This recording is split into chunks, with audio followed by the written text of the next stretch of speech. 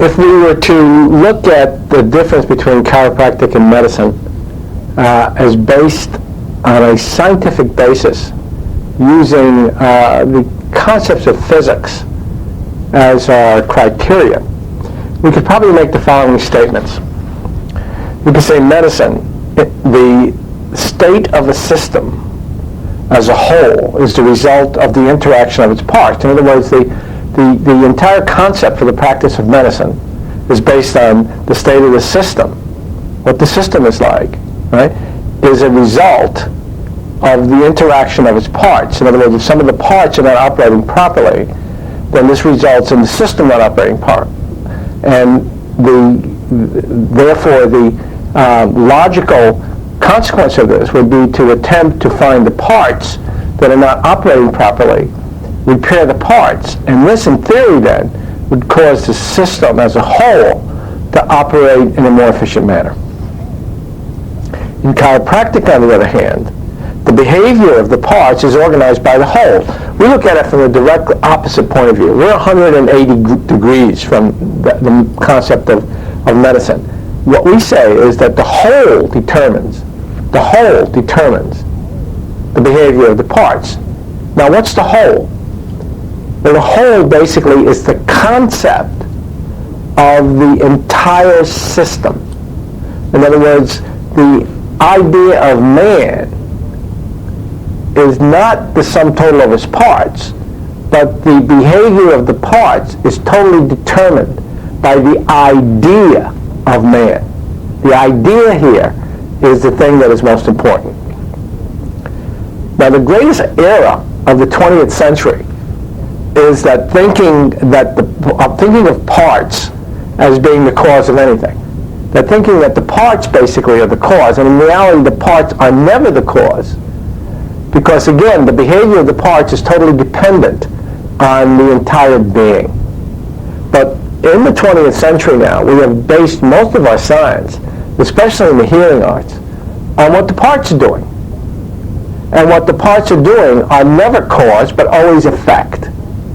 And basically then we have used all our energies in attempting to do something with the effect, as opposed to attempting to do something with the cause. The idea of even corrective surgery in the removal of a part, for example, in a gallbladder situation, removing the gallbladder, because if you remove the part, therefore the whole will be better, rather than looking at it from the point of view that the gallbladder malfunctions because of something that interferes with the whole being able to organize all the parts properly.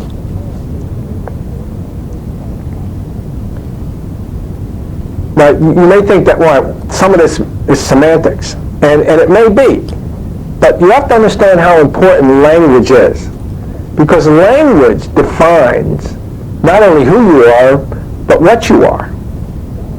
And there was a poll in one of the chiropractic papers a week or so ago, and the poll was: do you use subluxation in your explanation of what you're going to do when you talk to your patients? In other words, do you talk to your patients about subluxation? Now, I thought this would be a no-brainer, but obviously I was wrong, because there were more people who said they did not use the term subluxation when they were discussing chiropractic with their patients, as opposed to the people who do use subluxation when they discuss chiropractic with their patients.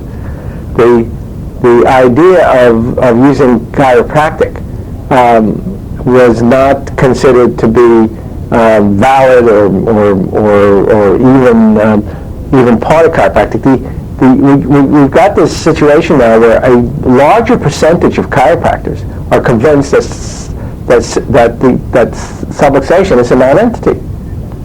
And I pulled down some of the stuff off the internet, and I wanted to see why those people who were willing to put a comment in on this, and what their objection was to using subluxation.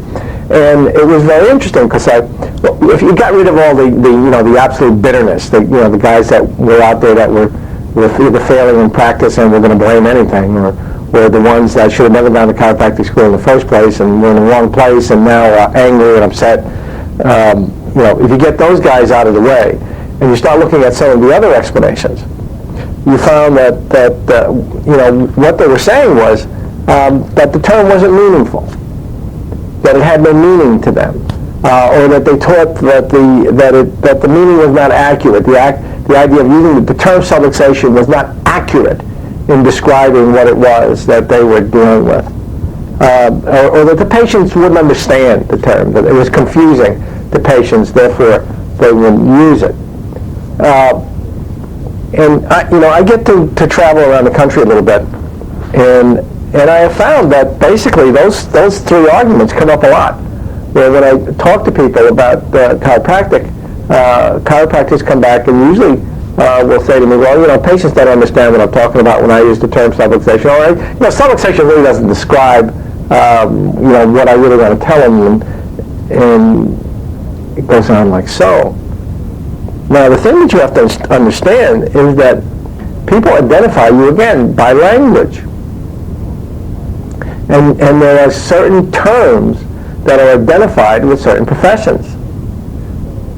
And the idea of a term defining you in the public's eye is what gives you recognition.